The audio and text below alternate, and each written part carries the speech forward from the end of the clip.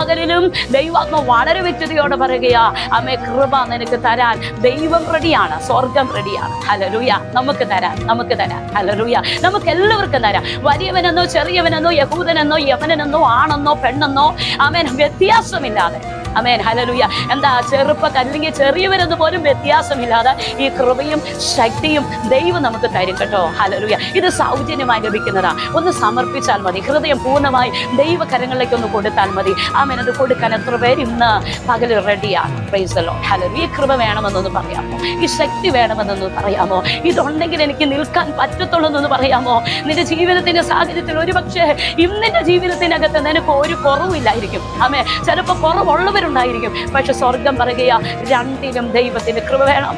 ആമേൻ. രണ്ടിനും ദൈവത്തിന്റെ ശക്തി വേണം. ഈ ശക്തി ഉണ്ടെങ്കിൽ, ഈ കൃപയുണ്ടെങ്കിൽ നീ ചെയ്യുന്ന കാര്യം പൂർത്തീകരിക്കാൻ കഴിയത്തുള്ളൂ. അതുകൊണ്ട് നമ്മളെ തന്നെ ഒന്ന് വിധേയപ്പെടുത്താം. ദൈവകരങ്ങളിലേക്ക് ഒന്ന് ഏൽപ്പിച്ചു കൊടുക്കാം.